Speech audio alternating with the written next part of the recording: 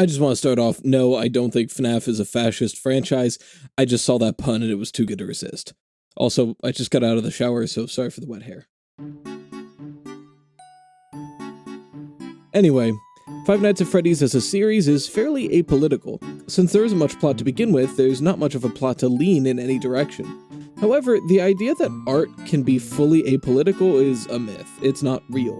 No matter how hard we try, our personal beliefs or biases bleed into the works we create. Furthermore, even in the most removed and centrist art forms, political lenses can be applied to them to learn more about the work itself and the lens you're applying with.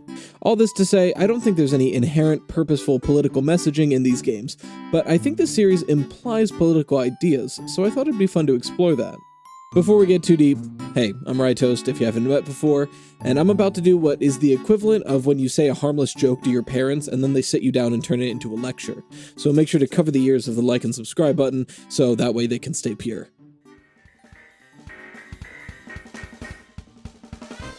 So what political values could possibly be in these games? Well, straight away, there aren't really any social value statements to be found. We really have nothing to work with, as nearly every human character we meet in this game is already dead, so we don't get to see how the power structures and their relations play out. Most of the subject matter in this game has to be pulled from the economic side of things. I mean, we're talking about a franchise which is essentially a bunch of small businesses closing, reopening, and then turning into a corporation. So there's gotta be some kind of meat in there. So what does Five Nights at Freddy's have to say about business and how it should be run? When discussing the Bears party lines, it's tempting to dredge up the drama surrounding the original creator of the series, Scott Cawthon. A quick summary for those of you who don't know, it was found that Scott had been donating large amounts of his revenue to political candidates, specifically Republican candidates, and one or two Democrats.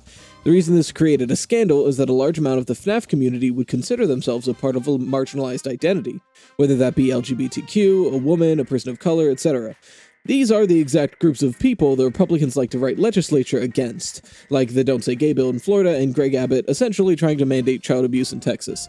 Links in the description for explanations on that from people smarter than me.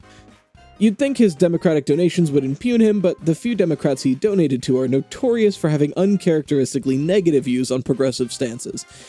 All this to say, the thought that these marginalized communities were buying into a franchise which was indirectly funding politicians that wanted to silence them or did not sit well. To his credit, when this blew up, he stepped down nearly immediately and cut most of his financial ties. With where his donations line up, one can assume Scott Cawthon falls somewhere near the Republican aisle. So does that mean FNAF has a traditionally conservative ideology throughout it? Not really. If we were to assume conservative economics, again in an ideal way, not the wacko, fractured QAnon state of the Republican Party in America, then we're talking about capitalism. This idea that economically, might makes right, and the market votes with its dollar who wins and loses. There's this sort of idyllic perception around the free market deciding what's best, and that if something is popular and well off, it's simply because the product itself is really good. But is that what we see through this franchise? Well, every FNAF restaurant closes down to either kids dying, fire, rancid smell. So it seems like the free market is doing its job, like people have a bad time and they stop going there and the restaurant closes down. However, there's one glaring issue with this reading. The restaurants keep opening, and the brand never, ever dies out. The brand is the only thing that outlives William himself. They're doing so well that recently they created the world's biggest megaplex ever. They called it a pizzaplex, but like this is unheard of money that they have, so obviously the company is doing well, even though they have all these shady practices.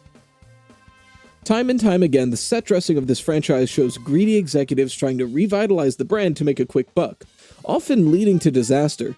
Look at Help Wanted. To cut costs, they scanned in old, rotted pieces of machinery and just put it right into the game without even giving it a second thought. And that created a virus so powerful, it killed their first beta tester and took over the mind of the second one. And they still shipped the game. Look at Freddy Fazbear Pizzeria Simulator. As far as we can know, the building side of this game is as close to how the restaurants were operated as possible, with direction from corporate directly stating that liabilities are fine so long as you don't go bankrupt. Not so long as you don't hurt someone. This company seems to exemplify a cartoonishly evil, greedy corporate master who's just creating businesses, and kids and employees and anyone else can get ground into the machine so long as you make a profit. Help Wanted, Special Delivery, and Security Breach all give us insights into the inner workings of this company and how management functions. It's made very clear that the CEOs and board executives make all the decisions here, constantly overriding the warnings and advice of the employees underneath them. Whether it be continuing to work on the VR game after your lead tester Roblox themselves. There was something that looked like a Halloween mask laying on the floor. I didn't understand. Ink must have spilled. It was only then that I heard a shuffle from the testing room and realized Jeremy must be there. Dealing with a virus corrupting half your system. Turns out that wasn't just a glitch. We released a virus when we scanned that last circuit board. It's spreading really fast. We're gonna need all hands on deck. Or even hiring some stranger with no work experience to be the only security guard at your multi-million-dollar facility. New hire summary. Head security guard. No prior qualifications. Internal reference. Interview notes. As requested, here are my notes on today's Chief Security Officer interview. While Vanessa seemed eager and bright, she doesn't appear to have any relevant background experience. I realize the recommendation came from the top, but we need someone who has run security for a facility of this size. I do not recommend her for this position. The upper management disregards the workers underneath, and this is framed as a bad thing. So what can we make of this? What conclusion can we draw? Frankly, Five Nights at Freddy's is staunchly anti-capitalist, and maybe even a little bit socialist. The game series shows a business continuing to function and persist in the free market despite it being a fundamental danger and bad product to its customers and creators. It displays this monolithic corporation where the higher management run things with no regard for the laborers and workers underneath, and show, time and time again, that if the company were ran by its employees rather than some lofty business executives, it would be a safer, cleaner, and more profitable environment in general. The whole of FNAF shows the pitfalls of capitalism, and that so long as you have money, you can do anything, no matter the cost. Quite literally, Five Nights at Freddy's is suggesting that the workers underneath should seize the means of pizza production and profit it off themselves. Honestly, the executives are so cartoonishly evil, I feel like they're gonna be like the next game's villain. I've got another theory. This was a weird one, but I'm a political guy and I thought this would be fun to make. It's also cool to see that whether on purpose or by accident, one of my favorite franchises aligns with what I personally believe. But that could be my bias leaking in. Do you think I'm right or wrong here? I mean, I am, frankly, very left leaning, so I could just be reading into it what I want to see. Tell me if you disagree or if you agree in the comments. Make sure to leave a like and subscribe because I am a growing channel. It helps out so much.